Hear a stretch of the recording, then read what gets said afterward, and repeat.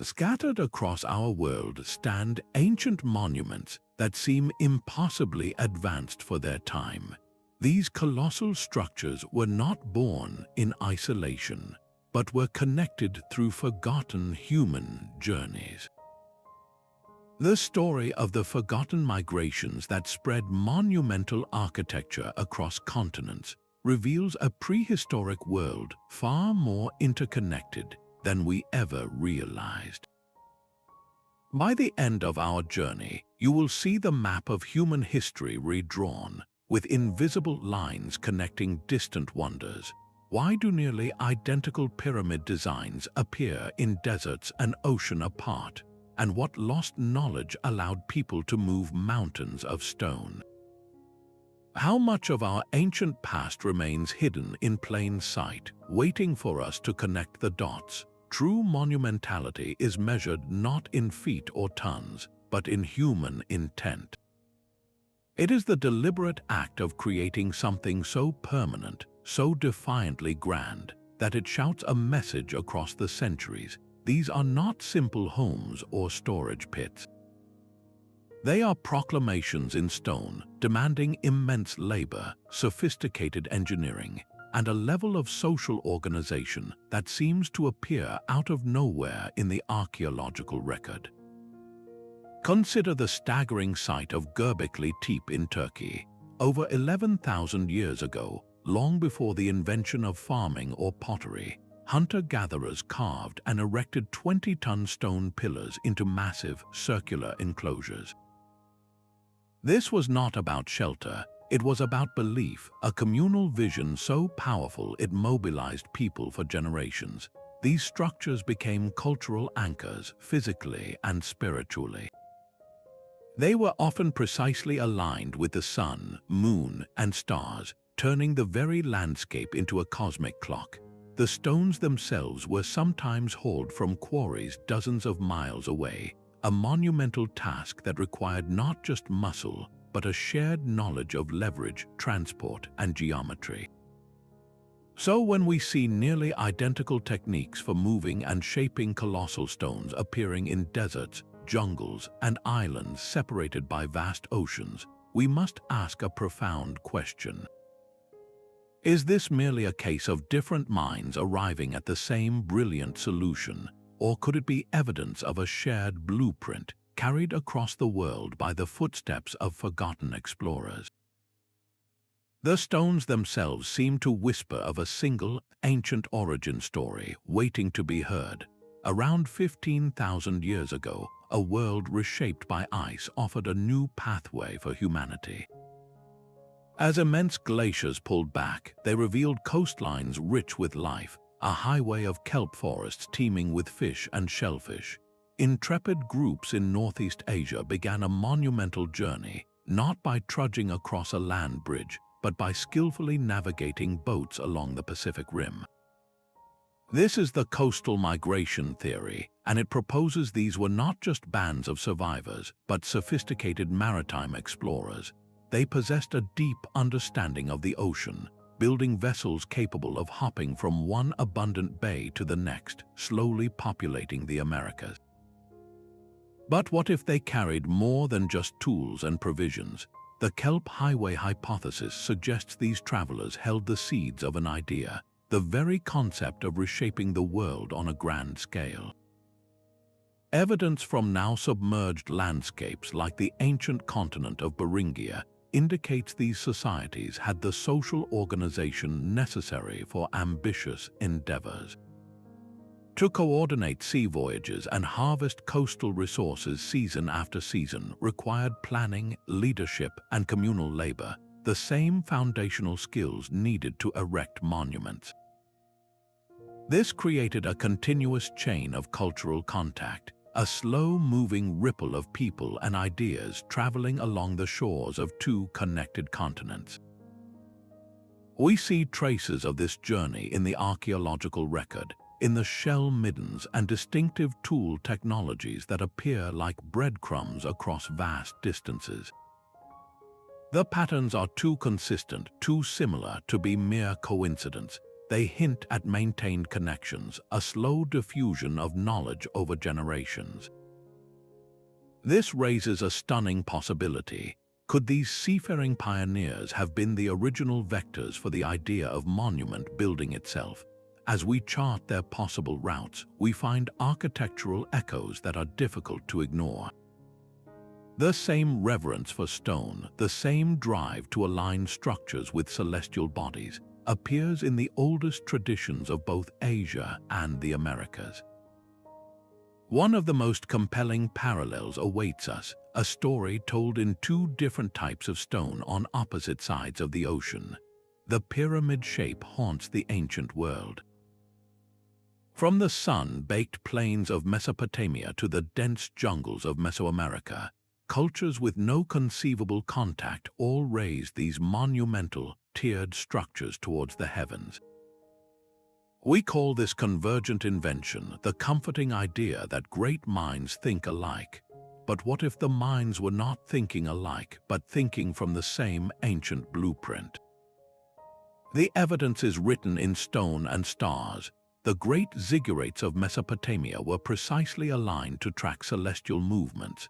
Thousands of miles away, the Caral Soup civilization in Peru was building its own massive platform mounds at the very same time the Egyptians were perfecting their pyramids. Both cultures shared an obsessive focus on orienting their structures to the solstices and constellations. Even within regions, the story diversifies. The Nubian pyramids of Sudan, built centuries after Egypt's, possess uniquely steep angles and distinct entryways, telling us these were not simple copies but expressions of a shared idea that had evolved along different paths. This pattern points to a profound question. Is the pyramid a universal shape born from a shared human psyche, a collective urge to build a stairway to the gods, or does its prevalence mark the footsteps of a forgotten migration, a slow-moving wave of a core architectural concept carried across continents? The answer may lie not just in the shape of these structures, but in the incredible methods used to build them. This brings us to the fascinating technology of megalithic construction. Moving multi-ton stones required more than brute force. It demanded a deep understanding of physics. From the windswept plains of Neolithic Europe to the ancient islands of Japan, we find the same ingenious solutions to this universal problem. Builders used lever systems to nudge colossal blocks into position. They slid stones on greased log rollers, and some evidence suggests they even used water to create slick mud tracks, reducing friction dramatically. This was a shared technological toolkit for a shared human ambition. The similarities extend to the finishing touches, the breathtaking polygonal walls of the Inca, where stones fit together so perfectly a razor blade cannot slip between them, find a startling mirror in the Cyclopean masonry of Mycenaean Greece and the mysterious Assyrian structures on the Mediterranean island of Malta. These are not just similar shapes, they are identical solutions to the challenge of building earthquake-resistant, enduring walls without mortar. Even the selection of stones went beyond mere durability. At certain British henges and in the great ball courts of the Maya, builders specifically chose stones that produced distinct echoing or ringing sounds when struck. This was architecture for the ears as much as for the eyes, a sacred sonic dimension that implies a shared, specialized knowledge.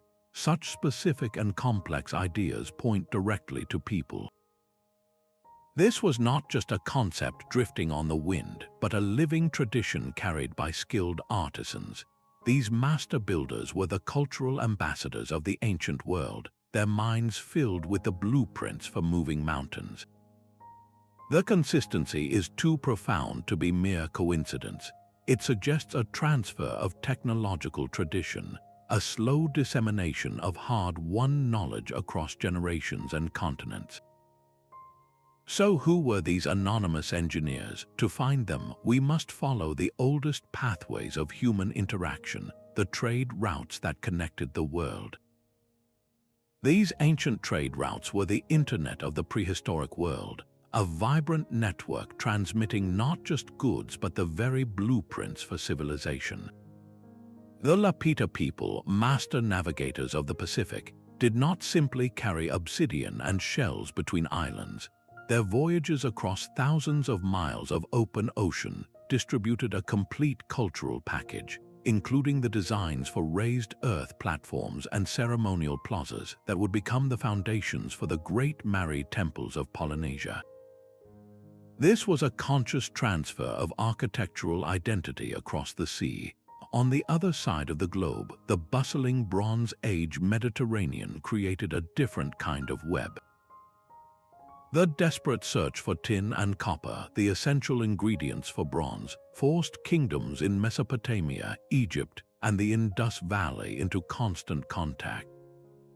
Merchant ships and overland caravans became the delivery system for something far more valuable than metal. Stonemasons and engineers, likely traveling with these trade missions, would have shared techniques for quarrying, levering, and fitting monumental stones. This constant cross-pollination of ideas explains the sudden, sophisticated appearance of corbelled arches and precisely oriented temples in regions that were previously building with mud and timber. We can even see this knowledge transfer in the New World. The Olmec, often called the mother culture of Mesoamerica, established a vast trade network for jade and rare minerals. Their distinct architectural style, characterized by colossal head carvings and massive ceremonial centers, did not remain in their heartland. It spread along these same trade routes, influencing the early development of the Maya and Zapotec civilizations. The evidence for this connected world is etched into the stones themselves. A mysterious unit of measurement known as the megalithic yard has been identified in ancient structures from the stone circles of Britain to the temples of ancient Greece and the Middle East. This was not a universal, natural length. It was a deliberately standardized unit, a precise tool of the trade that could only have been transmitted by a specialized class of builders moving across continents. So who were these anonymous master builders, and what specific knowledge were they carrying with them? The blueprint for monumentality may have traveled by sea. Across the vast oceans, cultures we rarely connect were actually linked by incredible maritime highways. Consider the Phoenicians, master sailors of the ancient Mediterranean. Their sturdy ships, powered by both oar and sail, did not just carry cargo. They circumnavigated Africa thousands of years before the Portuguese, and they braved the Atlantic to reach the British Isles in search of precious tin. On these epic voyages, they carried more than metal. They transported architects, artisans, and the very ideas for grand construction between continents. This could explain the sudden appearance of sophisticated stone working in distant lands, arriving fully formed without any local, primitive precursors. Even more astonishing were the Polynesian voyagers, using only their profound knowledge of stars, waves, and bird flight. They navigated the world's largest ocean in great double-hulled canoes. These were not rafts, but sophisticated vessels capable of carrying entire communities across thousands of miles of open water. Evidence suggests they likely reached the shores of South America. Imagine the cultural exchange: Polynesian navigators meeting Andean engineers. Could a concept like the terraced pyramid, so central to Polynesian Mari, have been shared or enriched in such a meeting? Their return voyages would have carried new ideas back across the Pacific, creating a two-way street of architectural innovation. Then there are the mysterious Sea Peoples, a confederation of mariners whose raids brought chaos to the Bronze Age civilizations of Egypt and the Eastern Mediterranean around 1200 BC. History often paints them as mere destroyers, but what if they were also carriers? Their relentless movement across the sea from unknown homelands would have made them unintentional conduits of knowledge, picking up and depositing architectural concepts from one crumbling palace to the next emerging power. And long before them, the Minoans of Crete built stunning, labyrinthine palaces with advanced plumbing and light wells. Their trading empire stretched across the Mediterranean, and it is no coincidence that the region's later architectural wonders emerged in areas the Minoans once frequented. These seafaring peoples were the living bridges of the ancient world. Their ships were libraries of stone and style, carrying not just goods, but the intellectual cargo of how to build. This maritime diffusion theory moves from intriguing to compelling when we stop looking at whole structures and start examining the specific, peculiar details that builders on different continents inexplicably shared. These repeating patterns are the ghost signatures of ancient journeys. Look closely at the spiral, a symbol that coils with purpose across the globe. In Ireland, it is carved into the great tomb of Newgrange, catching the winter solstice sunrise. On the other side of the world, the same spiral adorns the meeting houses of the Maori in New Zealand. And thousands of years earlier, it was pressed into the clay tablets and temple walls of Mesopotamia. This is more than a simple shape. It appears consistently as a sacred symbol representing cycles of life, death, and rebirth. How could such a specific symbolic meaning travel from the Middle East to the remote islands of the Pacific? Then there is the Chakan style, a brilliant method of interlocking stonework that creates walls of incredible strength. You see it perfectly executed in the formidable castles of feudal Japan, where massive, irregular stones are fitted together like a three-dimensional puzzle. And you see the exact same technique holding up the walls of ancient Peruvian temples at sites like Sacsayhuaman. These are not just similar ideas, they are identical solutions born from a shared understanding of seismic forces and masonry.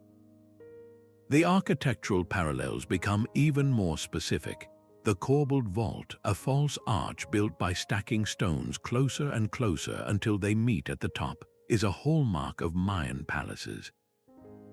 Yet the very same structural principle was used in the grand tombs of Mycenaean Greece and in the ancient stone towers of Scotland known as brocks.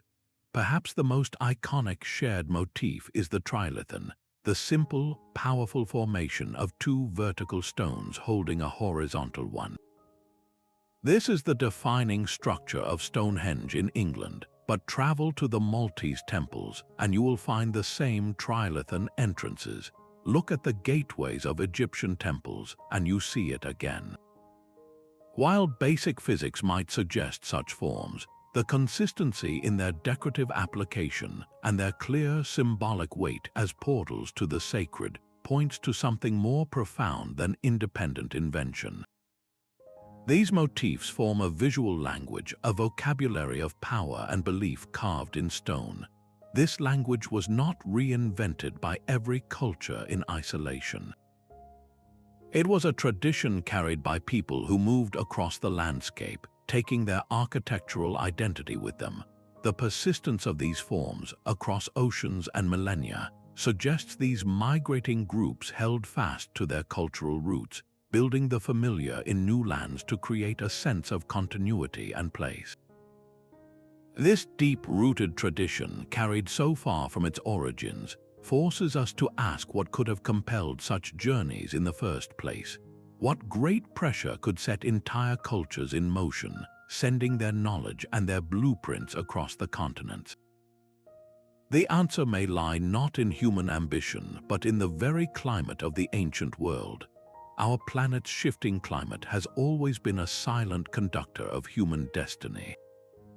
When the rains failed and the lands dried, entire civilizations were forced to pack their worldviews, their skills, and their architectural dreams into their belongings and move. A profound megadrought known as the 4.2 kiloyear event gripped vast regions around 2200 BC.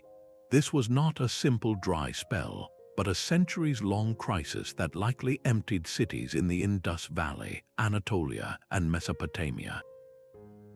As these climate refugees scattered, they did not travel empty-handed. They carried with them the sophisticated knowledge of urban planning, of brick-making, and of monumental construction. The sudden appearance of new, advanced building techniques in regions like the Eastern Mediterranean around this time could be the direct result of this displacement, a diaspora of engineers and artisans seeking new patrons and new homes. Centuries later, a different kind of climate shift opened new pathways. The medieval warm period, with its milder temperatures, melted the sea ice of the North Atlantic just enough to create a navigable highway for the Vikings. Their iconic longships did not just carry warriors, they carried entire communities and their way of building. In Greenland, they erected stone and turf longhouses modeled on their Scandinavian homelands, structures designed for social cohesion and survival in a new world. Their brief presence in North America at sites like El Anse aux Meadows left behind the unmistakable footprint of Norse architecture, a fleeting but tangible transfer of design across an ocean. At nearly the same time, on the other side of the globe, a changing climate was also propelling the Polynesians on their greatest voyages. As conditions shifted, these master navigators launched their great double-hulled canoes into the vast Pacific, driven by the need to find new resources. With them traveled the Mari, their sacred temple platforms. These were not just piles of stone, they were portable landscapes of belief, blueprints for ritual that were physically reconstructed on every new island they settled, from Tahiti to Hawaii to New Zealand. This was architecture as a cultural lifeline, an anchor of identity in an endless sea. These climate-driven journeys created moments of incredible cultural synthesis. When refugees from a collapsing empire met with established villagers, or when explorers encountered entirely new peoples, their architectural traditions collided and merged. A building technique from a drought-stricken city might be combined with local materials, creating a hybrid structure that was entirely new.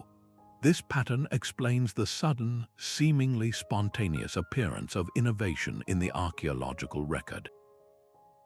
It was not invention from scratch, but the creative fusion of old knowledge in new settings, a leap of ideas made possible by the movement of people. The very ground beneath their feet may have been failing, but the ideas they carried in their minds were resilient, ready to be rebuilt in a new land under a new sky. And often the most powerful idea they carried was not just how to build, but why to build. These stones were more than just buildings, they were belief systems given physical form. The most powerful idea carried by migrating peoples was not just how to build, but why to build at all. Monumental architecture often served as a physical manifestation of a culture's entire cosmology, their understanding of the universe's structure. When these people moved, they carried this celestial blueprint in their minds, and they sought to rebuild it in stone wherever they settled. The concept of the axis mundi, the world center or world tree that connects heaven, earth, and the underworld, is a stunning example.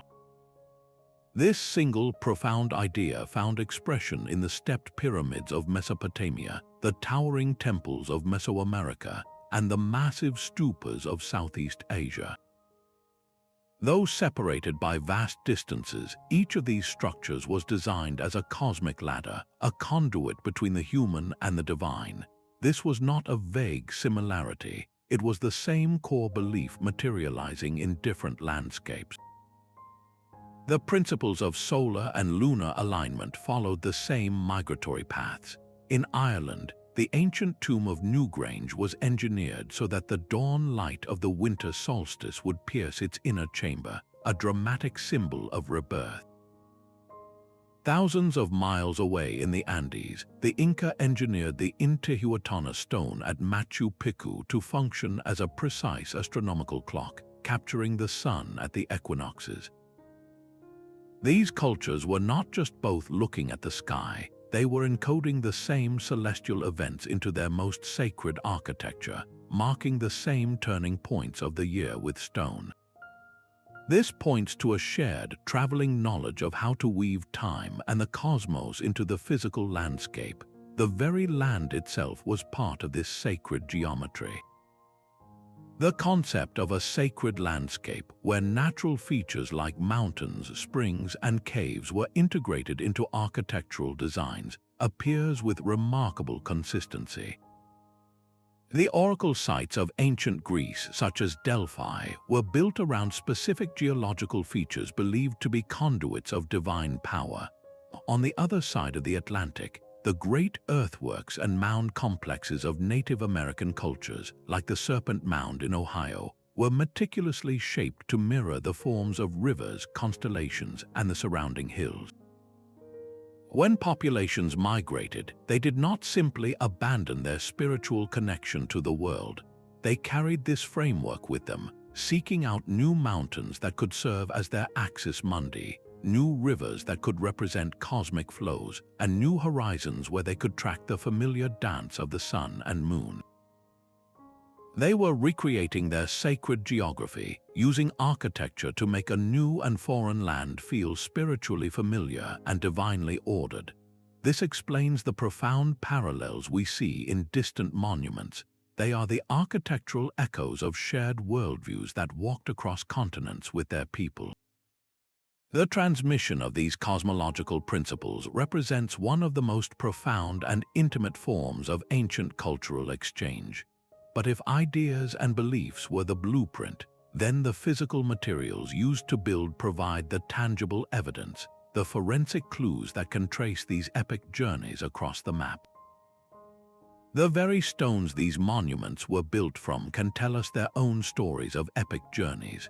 When archaeologists look closely, they find that the materials themselves often traveled hundreds of miles, pulled from specific, sacred quarries. The famous blue stones of Stonehenge did not come from the local English plains. They were hauled over 140 miles from the Preseli Hills in Wales.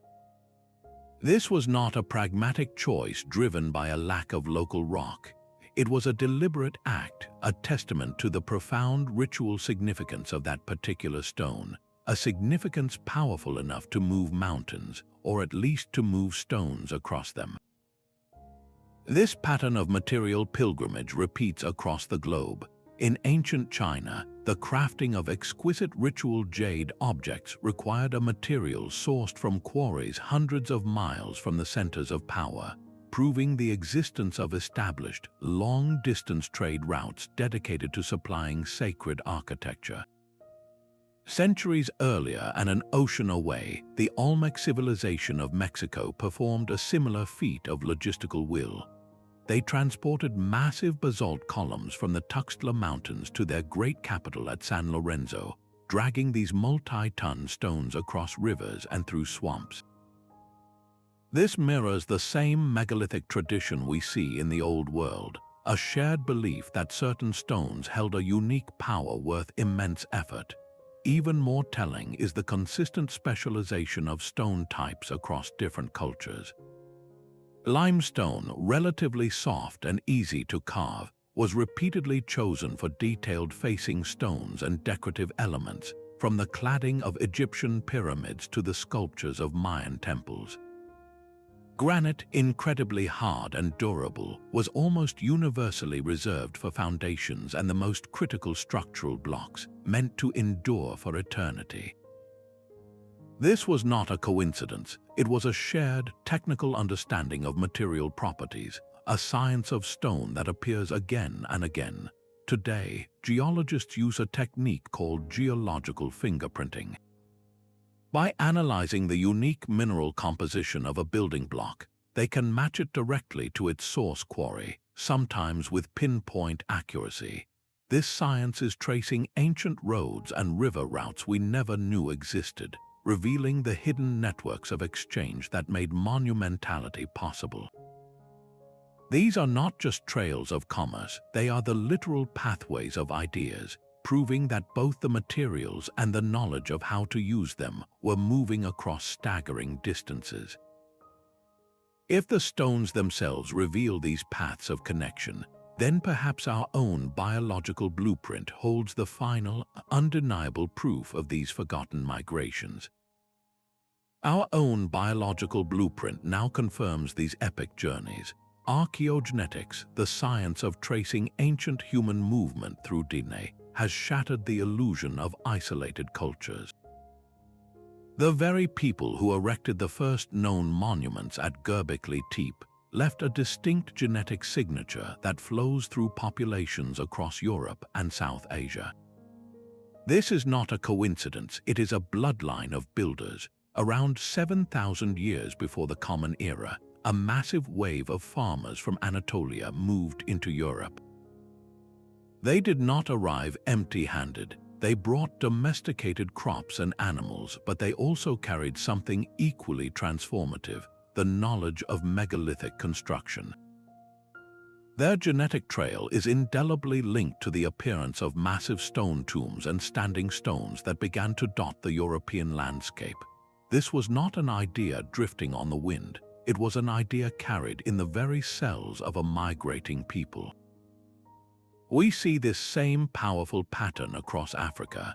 The Bantu expansion, one of the most significant population movements in human history, was far more than a search for new land.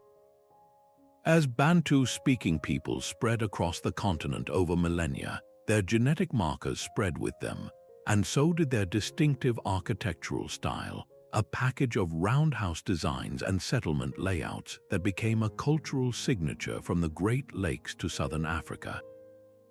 They carried the knowledge of ironworking and the blueprint for building, a complete cultural toolkit embedded in their communities.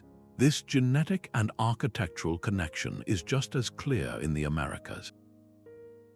DNA studies now trace a direct line of descent, a movement of people from the great civilizations of Mesoamerica northward into the American Southwest. This migration coincides precisely with the sudden appearance of a very specific architectural form, the platform mound. These were not independent inventions. They were the result of families, of entire communities, moving across the landscape and bringing their way of life and their way of building with them. The stones did not move themselves. The ideas did not float freely. They were carried in the minds and hands of people who were on the move, whose genetic legacy is now etched not just in our DNA, but in the very monuments they left behind. This biological roadmap provides the missing piece, proving that the spread of architecture was the story of human migration itself. And if our genes hold this story, so too might our words. The words used by ancient builders can still be heard whispering from the stones. Linguistic traces embedded in our oldest languages offer a parallel map of how architectural ideas traveled. Consider the Proto-Indo-European root, stel, which simply meant to place or to stand. This single, ancient syllable echoes across continents and millennia. It gives us the word stela for a standing stone monument in ancient Greece. It appears in the Germanic word for pillar, and it resonates in the Slavic terms for a sacred post or a castle. This is not a coincidence. It is the linguistic footprint of a shared building tradition, a technical term carried by migrating peoples as they moved west. We find similar patterns in the most unexpected places. Distinctive words for specific construction techniques, like the corbelled vault, appear in unrelated language families along the very migration routes we have traced. This suggests that the technical vocabulary itself was borrowed, exchanged at the crossroads of ancient trade networks or in the bustling ports of early seafarers. The builders did not just share a method, they shared the very words to describe it. Even place names can be frozen in time, preserving the memory of a lost monument. A town name meaning old fortress or a hill called the place of the tall stones often marks a location where the physical structure has long since crumbled to dust. The name itself becomes a linguistic fossil, a ghostly echo of a once grand edifice. These words were the blueprints spoken aloud. They were the commands shouted across a quarry, the precise terms for a joint or an alignment passed from master to apprentice. When a community migrated, they carried this specialized language with them, as vital a tool as any chisel or measuring cord. The distribution of these architectural words across the globe helps us reconstruct the very pathways of innovation, tracing the invisible routes of knowledge that connected our ancient world. And just as these words for building traveled, so too did the precise knowledge of how to build in harmony with the cosmos. The very stars above them were part of the blueprint. To align a pyramid with true north or to capture the solstice sunrise in a narrow passage requires more than a casual glance at the night sky. It demands generations of meticulous observation and a mathematical framework to translate that knowledge into stone. The most compelling evidence for this shared knowledge is the 15-degree alignment unit. This specific angle appears in the layout of Egyptian pyramids, governing the precise orientation of their inner chambers and outer faces. And then, thousands of miles away, the exact same 15-degree unit is found governing the alignment of temples and platforms in ancient Mesoamerica. This is not a simple geometric coincidence. It represents a sophisticated system for dividing the circle and the horizon, a system that seems to have crossed an ocean. Even more astonishing is the apparent understanding of precession. This is the slow, gradual wobble of Earth's axis, a cycle that takes 25,800 years to complete.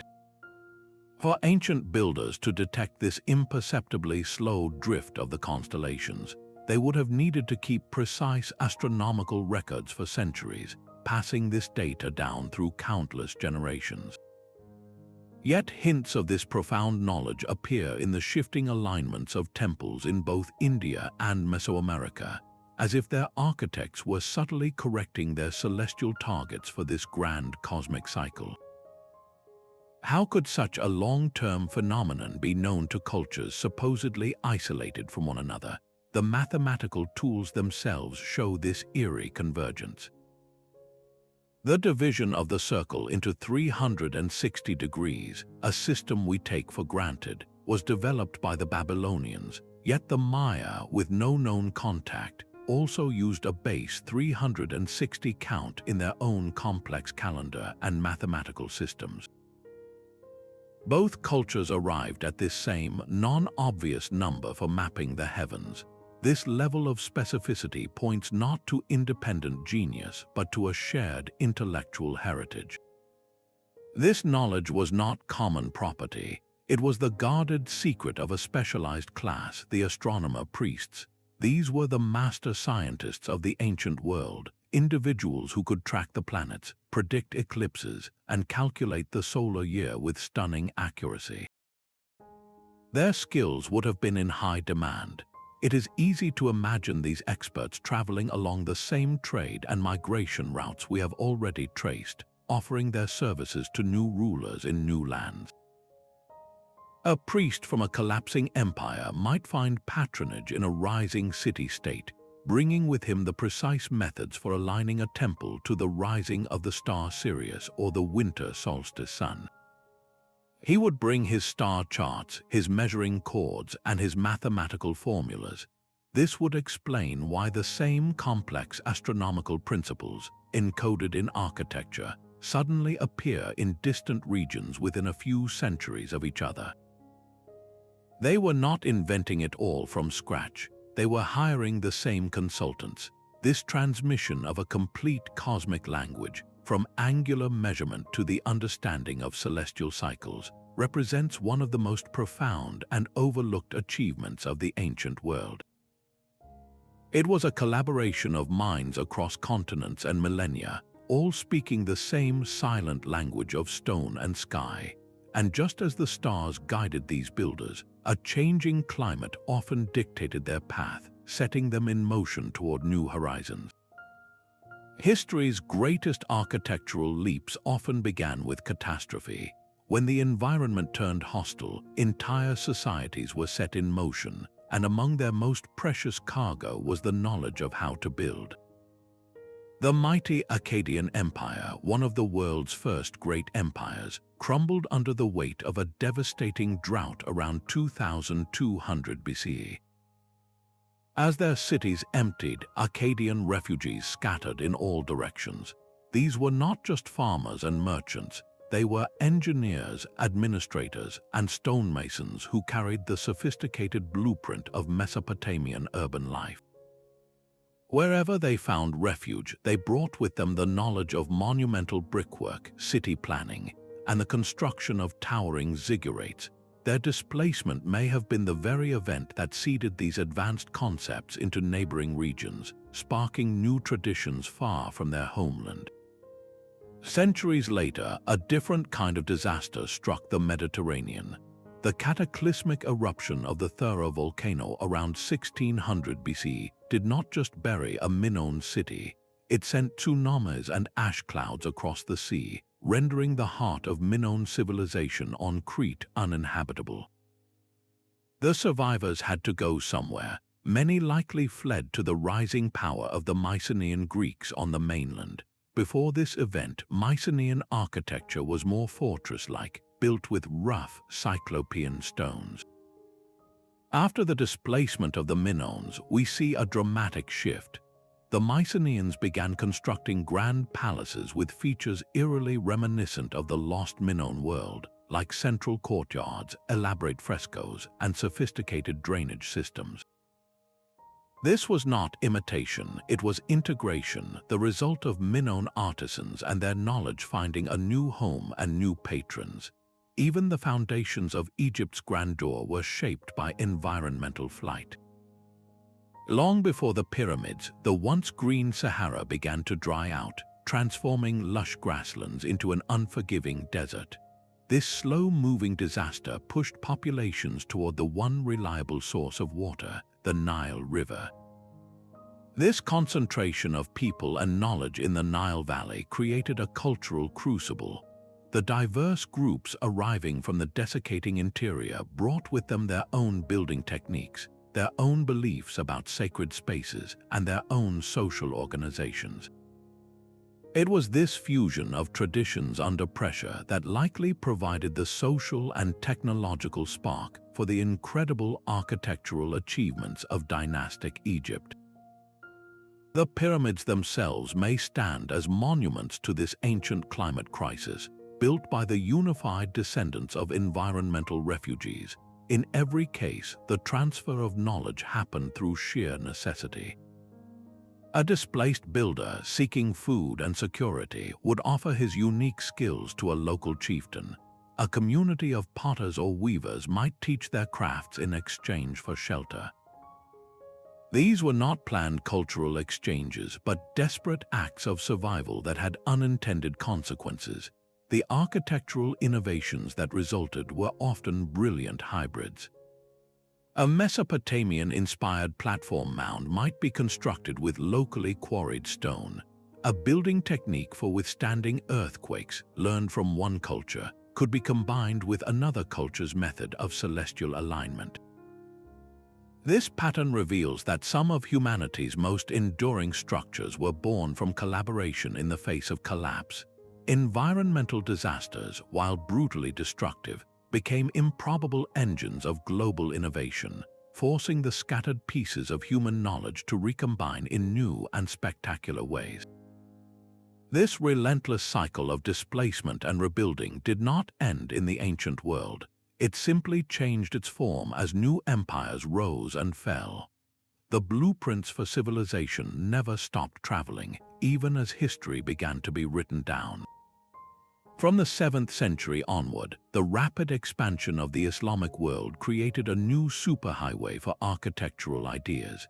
As traders and scholars moved along the Silk Roads and across the Sahara, they carried with them the distinct vocabulary of Islamic design.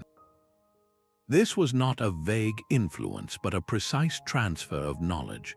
The pointed arch, a hallmark of later Gothic cathedrals in Europe, first appears prominently in Umayyad structures like the Dome of the Rock.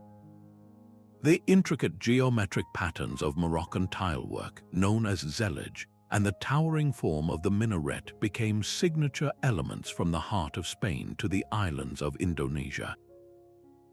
This was architecture as a unifying identity, a portable visual language that could be adapted to local materials, from the red sandstone of India to the sun-dried brick of West Africa, yet still proclaim a shared faith and a shared technical knowledge.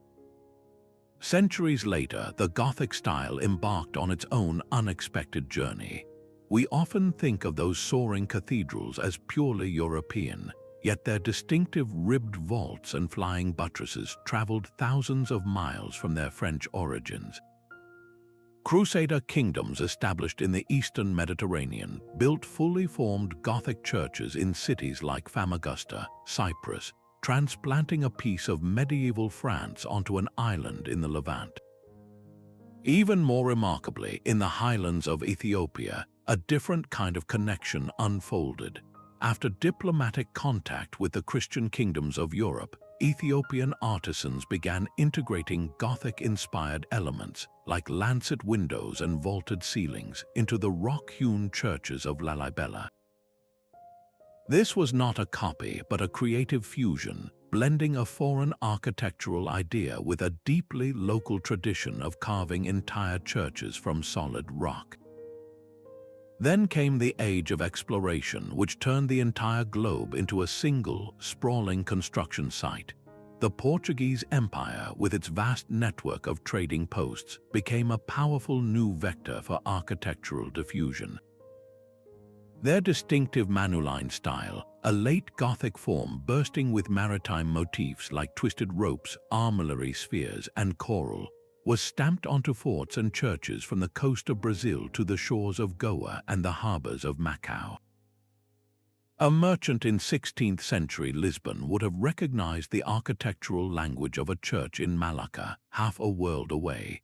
This was a deliberate global branding, an assertion of power and presence through a unified aesthetic. And with the Industrial Revolution, the mechanisms of migration simply accelerated. The spread of the railroad in the 19th century did not just transport people and goods, it transported entire buildings. Standardized designs for stations, engine houses, and bridges were packaged and shipped along with the rails themselves. A train station in rural India could share nearly identical blueprints with one in the American Midwest or the Australian outback. This was architecture as a mass-produced commodity, its migration no longer dependent on the slow footsteps of masons, but on the speed of steam and steel. These more recent chapters prove a vital point. The migration of architectural knowledge was not some mysterious feature of a lost prehistoric age. It is a fundamental, persistent thread in the human story. The caravans and sailing ships of the ancient world simply gave way to steamships and rail lines, yet the outcome remained the same. A new idea in one corner of the world would, given time and the right connections, inevitably find its way to another.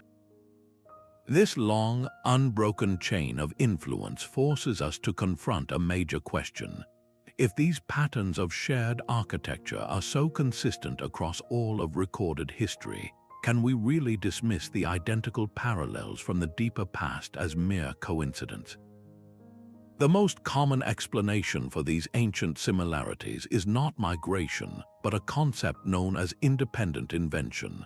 It is a compelling counterargument, one that suggests humanity's greatest ideas can simply spring up time and again, in complete isolation. A fundamental debate lies at the heart of this mystery. Could the human mind, when faced with the same basic problems of physics and the cosmos, simply arrive at the same brilliant solutions over and over again with no contact whatsoever? This is the theory of independent invention, a concept often called psychic unity. Its logic is deeply appealing. After all, there are only so many stable ways to stack stones into a tall wall. The corbelled arch, where each level slightly overhangs the one below, is a structurally sound solution that could have dawned on any culture experimenting with masonry.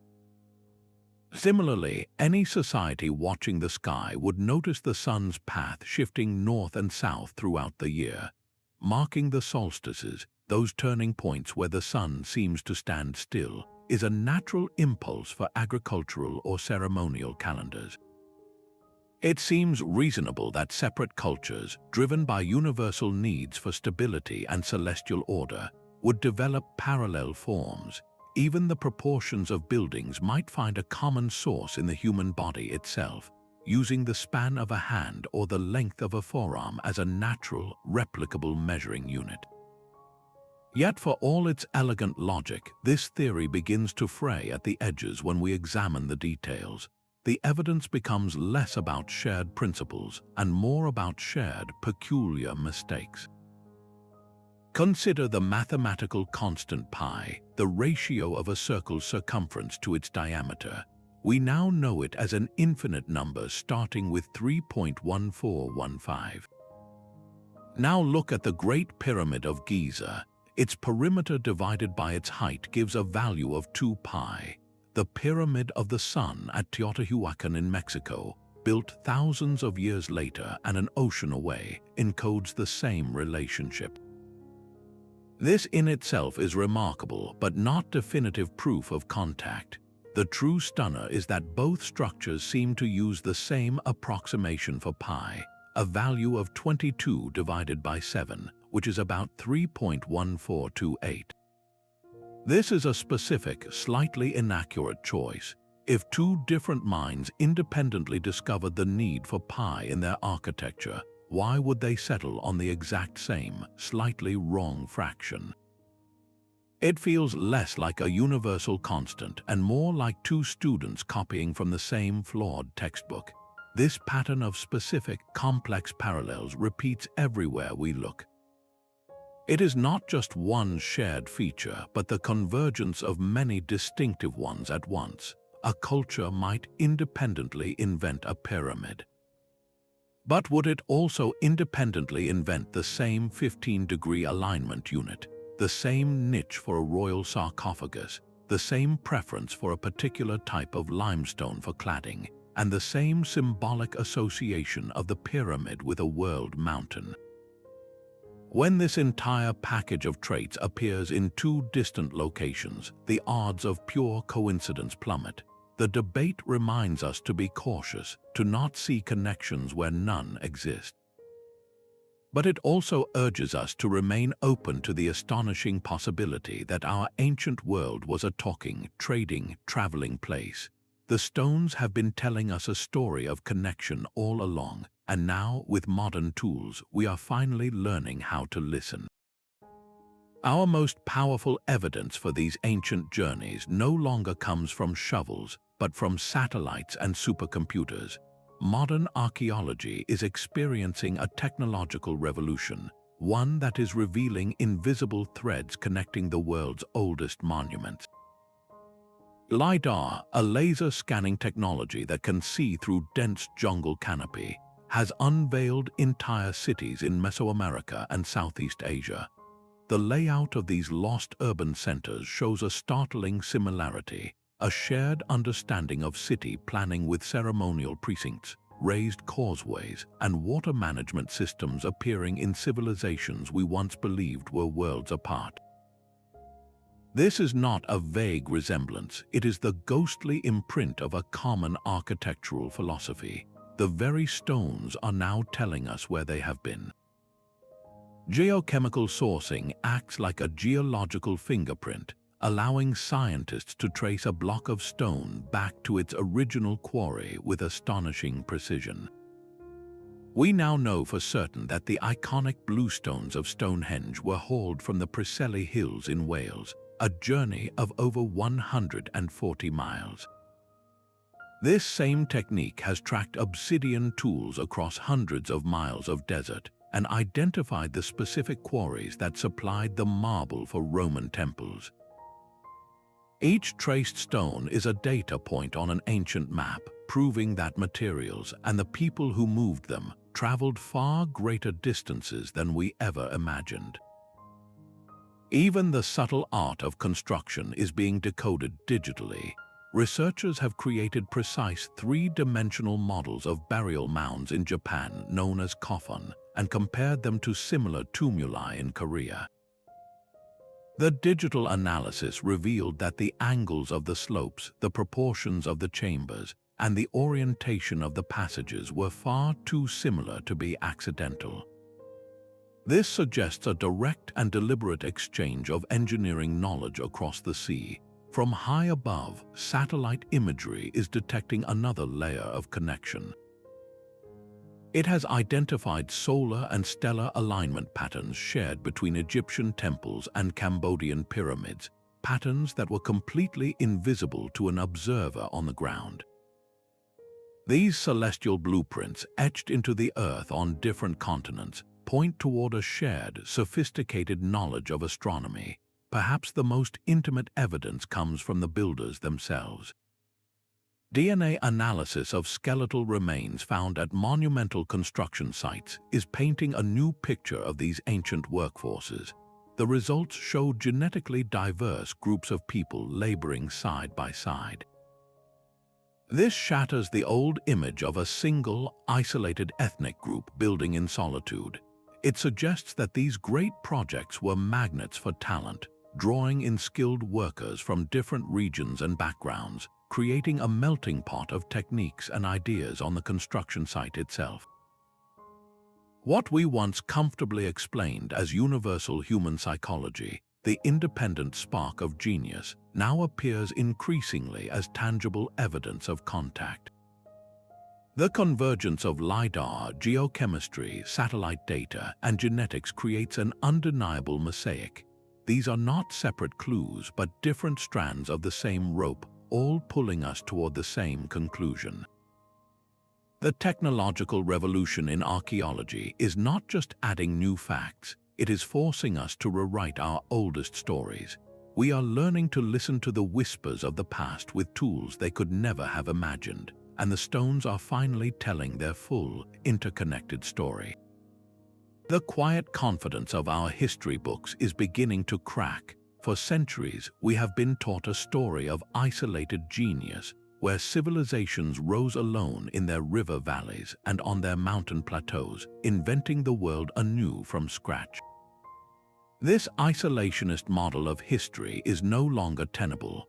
The sheer weight of architectural parallels forces us to abandon the map of neatly separated cultural bubbles and instead see a world crisscrossed with invisible highways of knowledge. Our traditional focus on Greece and Rome as the sole wellsprings of European civilization suddenly seems myopic, overlooking the profound potential influences that flowed from ancient Africa and the Near East, carried by traders and migrants long before the Parthenon was even a dream. We have even organized the past into modern national boundaries, a habit that artificially severs the shared cultural networks that monuments so clearly represent. A temple in modern-day Turkey might have more in common with a tomb in Bulgaria than with a building just 50 miles inland, because it belonged to a coastal trading network that ignored our contemporary borders. Perhaps the most entrenched division of all, the absolute separation between the old world and the new world, begins to dissolve under this new light. If we accept the possibility of pre-Columbian contact, however sporadic, the nearly identical designs for pyramids and precise astronomical observatories in Egypt and the Americas stop being an impossible mystery and start looking like different chapters of the same human story. This is not about diminishing the incredible achievements of any single culture. The Maya were still the brilliant Maya. The builders of Stonehenge still possessed unique genius. Recognizing these connections does not steal their glory. It places them within a much grander narrative, a global context of shared human innovation where ideas were the most valuable cargo. Our history was not a series of isolated sparks, but a collaborative project, a slow, relentless burn of knowledge passed from hand to hand across continents. And if we accept that these ideas traveled, we must also ask the most practical of questions. How did they move the very mountains required to build their dreams? The physics of moving a mountain of stone presented the same brutal challenge from one continent to the next. Yet the solutions our ancestors devised show a startling harmony of thought. To transport the colossal statues of Easter Island, builders carved and then hauled the multi-ton moai figures across miles of rugged terrain. How did they manage such a feat? Archaeological evidence and oral histories point to a simple, brilliant method. They used a system of ropes and a rocking motion to literally walk the statues upright, inch by painstaking inch across the landscape. This exact same concept of walking stones appears in the folklore of other megalithic cultures, a shared idea for coaxing immobile rock to move. For longer distances over flat ground, the solution was often a sledge.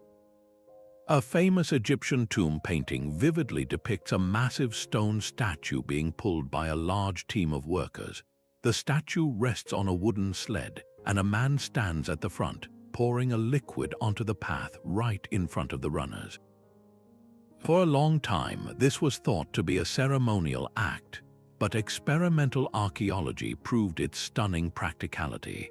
When researchers tried to move a Stonehenge-sized bluestone replica, they found that wetting the ground in front of a wooden sledge dramatically reduced friction, turning an impossible pull into a manageable, if still Herculean, effort.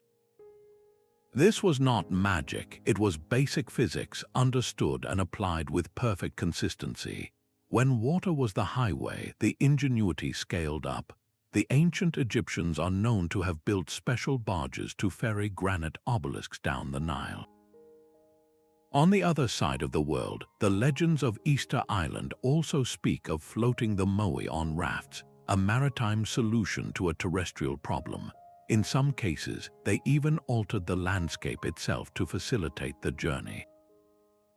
At the Olmec site of San Lorenzo, researchers have identified raised causeways that may have served as specialized roads for dragging the massive basalt heads from their distant quarries. This practice of building dedicated transport routes mirrors the processes used to build the pyramids. Even the most personal method of carrying weight found its universal expression. The tumpline, a strap worn across the forehead to support a load on the back, was a revolutionary piece of simple technology. It allowed a single person to carry astonishing weight for long distances. This same tool appears in the high Andes, where it is still used today, and in the highlands of Southeast Asia. Its invention freed human hands and distributed weight efficiently, making the movement of smaller, precious stones a task for dedicated porters. So what does this global consistency mean? It is one thing for different cultures to understand leverage, but it is another for them to all develop the specific technique of wetting a sled path, or to invent the identical head strap for carrying. This points less to universal genius and more to a shared engineering toolkit. These were not abstract principles. They were hands-on, step-by-step instructions for defying gravity and mass. This specific knowledge was the province of skilled workers, the master movers whose expertise would have been as valuable as any gemstone. Their presence on a trade route or in a migrating group meant that a new culture could suddenly leap from building with timber to building with 20-ton stones.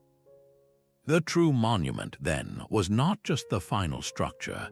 It was the invisible achievement of social organization, the ability to coordinate hundreds of people to pull in perfect unison, to feed and house a workforce, and to execute a complex logistical plan that spanned years.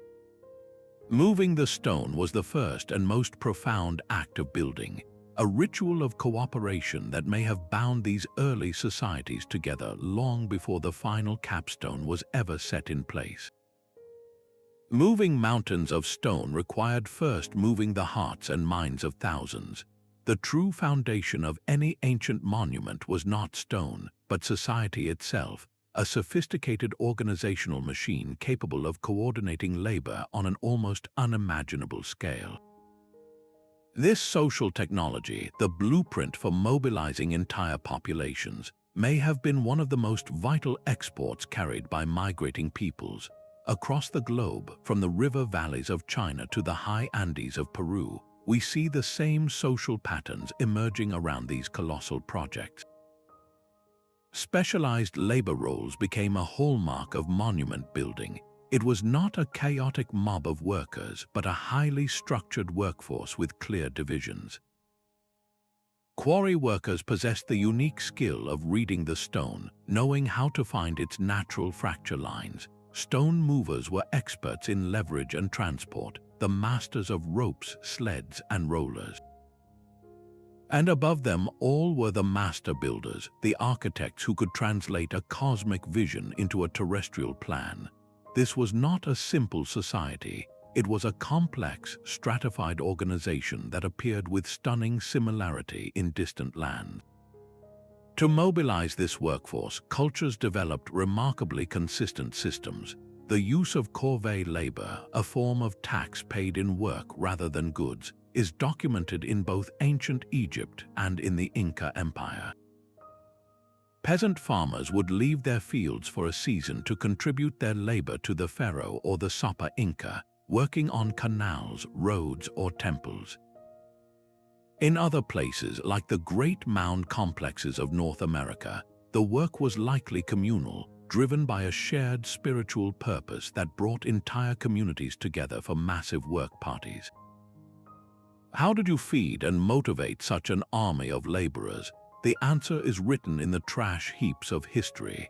At sites like Stonehenge and the Choco Canyon Great Houses, archaeologists have uncovered immense deposits of animal bones and the remains of large-scale feasts.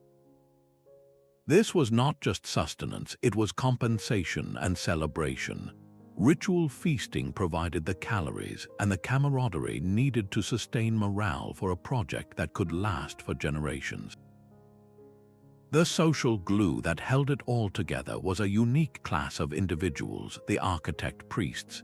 These were not just spiritual leaders or just engineers, they were both. They were the keepers of astronomical knowledge, the interpreters of the god's will, and the practical managers who knew the precise angle for a pyramid's slope. This fusion of spiritual authority and technical knowledge gave them the power to command the impossible. Their presence is felt in the priestly carvings at Göbekli Tepe and in the scholarly elite of the Maya. The migration of these organizational models may have been as crucial as the movement of any stone-working technique. A traveling master builder brought more than just how to cut a joint. He brought the knowledge of how to organize a quarry, how to schedule a workforce, and how to inspire a population to give their sweat and their lives to a vision they would never see completed. This capacity to coordinate human effort on such a scale is a human achievement that rivals the physical constructions themselves. It is a testament to our ability to unite under a common purpose, to literally move mountains in service of a shared dream. But what powerful vision could possibly compel such a monumental expenditure of human life and spirit?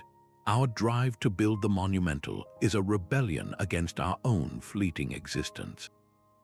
We are temporary creatures, acutely aware of our own mortality, and something profound within us yearns to leave a mark that will endure long after we are gone.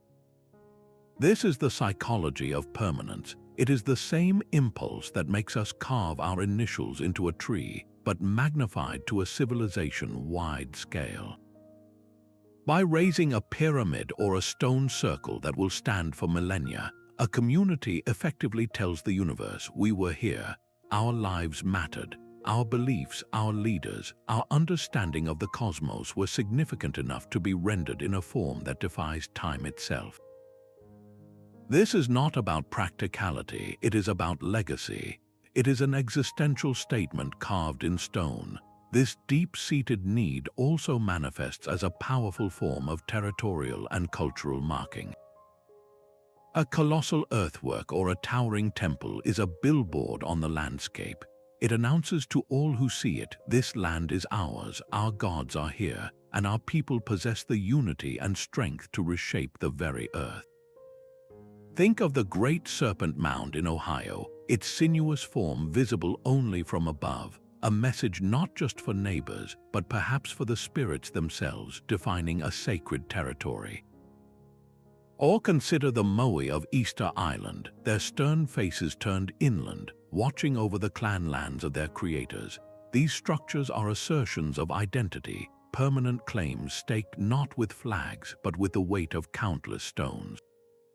The sheer scale of these creations is not an accident of ambition. It is a deliberate psychological tool. When you stand at the base of a pyramid that blots out the sun, or in the shadow of a statue larger than a house, you are physically diminished.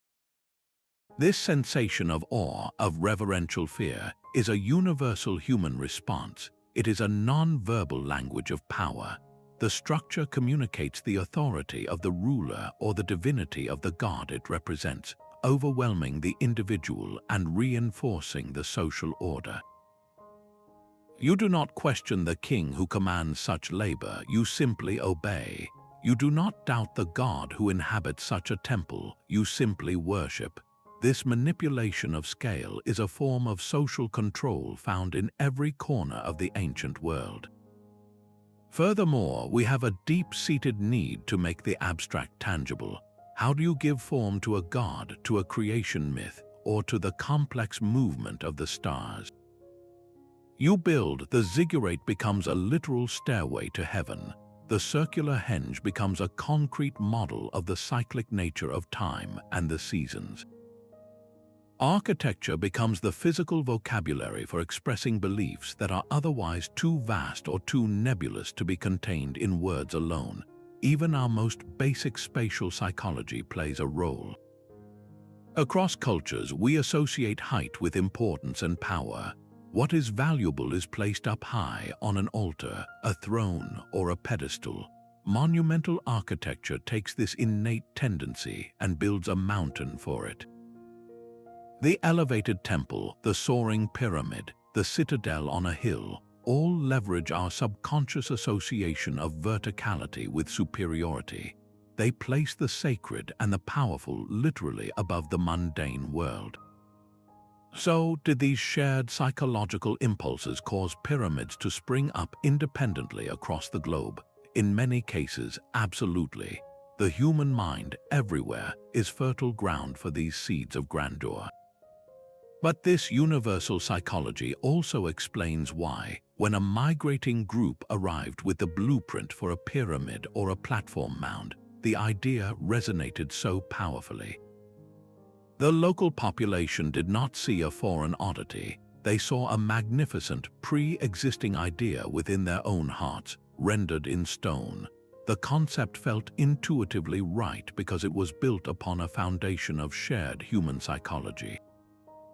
This deep-rooted mental framework meant that imported architectural forms could be understood, adopted, and passionately embraced, then uniquely adapted to the specific environment, resources, and spiritual beliefs of their new home. A concept never arrives in a new land unchanged. It must bend to the local reality, to the available stone and the reigning gods. This process of creative reinvention is the true story behind the global spread of monumental architecture. The pyramid itself is a masterclass in this adaptation. In its earliest forms, like the step pyramid of Djoser in Egypt, it was a stack of mastaba tombs, a staircase to the stars. But as the concept matured, Egyptian builders encased this stepped core in smooth, gleaming limestone, creating the iconic perfect triangles that slice into the sky at Giza. The essential geometry remained, but the expression was refined, a response to both evolving religious beliefs and the sheer ambition of the pharaohs. The same form, when it appeared in the Americas, was built not as a tomb but as a sacred mountain, its steps designed for priests to ascend closer to the heavens. The idea migrated, but its soul was remade for a new spiritual landscape. Look at the standing stone or stela. In Mesopotamia, the idea began with clay nails driven into walls to record property deeds. This evolved into stone monuments carved with the laws of kings, like the Code of Hammurabi. When this concept traveled to Egypt, it transformed into the towering, needle-sharp obelisk, a single piece of granite capped in electrum to catch the first rays of the sun, a monument to the sun god Ra. Cross the Atlantic and you find the Maya carving their own stelae, but these were not proclamations of law in the same way. They were dynastic records, giant stone calendars documenting the lives and rituals of kings, their surfaces alive with intricate hieroglyphs and portraits. The core idea of a vertical stone carrying a message persisted, but the message, the material, and the divine audience were entirely local. Even the most practical engineering solutions were reshaped by their environment. The corbelled arch, that brilliant false arch built by stacking stones, appears in the grand Tholos tombs of Mycenaean Greece, designed to bear the immense weight of a burial mound. The same structural principle supports the soaring roofs of Mayan temples in the humid jungles of Palenque, but the Mycenaean version is hidden underground, a functional vault for the dead, while the Mayan iteration is open to the sky, an integral part of the temple's sacred aesthetic. The underlying physics were identical, a shared solution to the problem of spanning a space without a true arch. Yet the cultural application, the very purpose of the space it created, diverged completely based on local tradition and need. This is the crucial point. These were not slavish copies. They were creative dialogues between an imported idea and a local culture. The migrated concept provided a starting point, a proven blueprint for achieving monumentality. But the final form was always a negotiation with the local stone, the local climate, and the local worldview.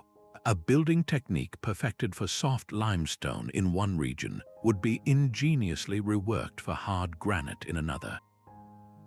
A celestial alignment sacred to a sun god in the desert might be adapted to honor a rain god in the mountains. This flexibility is precisely what allowed these architectural ideas to take root and flourish in such wildly different soils. The family resemblance is there, a shared vocabulary of form and technique, but the accent, the dialect, is always uniquely local. This beautiful process of localization and innovation did not just preserve old ideas, it generated breathtaking new ones, creating the rich tapestry of ancient wonders that still leave us in awe. It proves that the most enduring ideas are not those that remain rigid, but those that are willing to be transformed. This evidence of an interconnected past does more than rewrite history books. It challenges the very foundations of how we see ourselves today.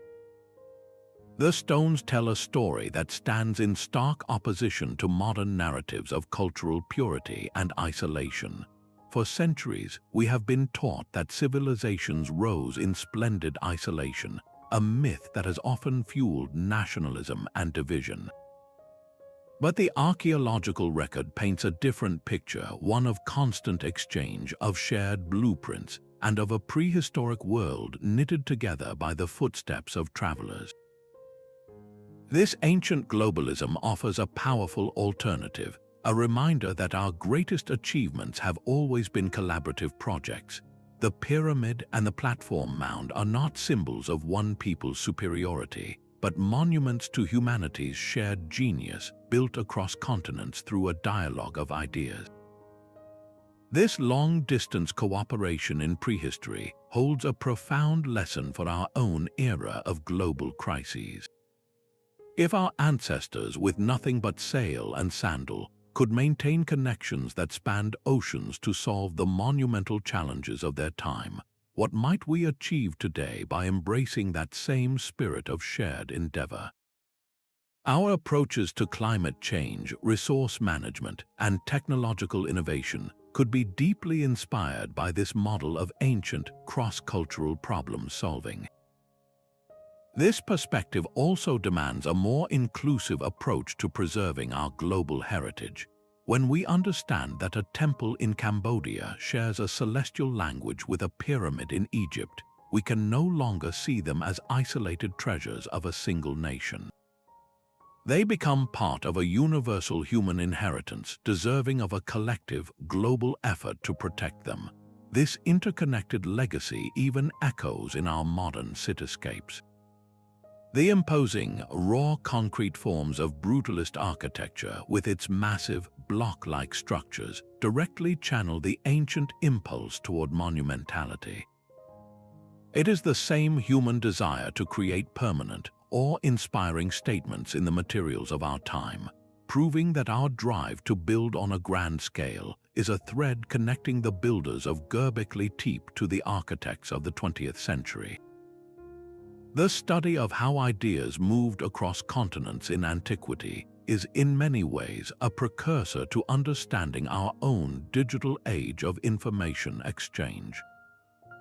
The ancient trade routes were the slow internet of their day, transmitting not just goods, but the very blueprints for civilization.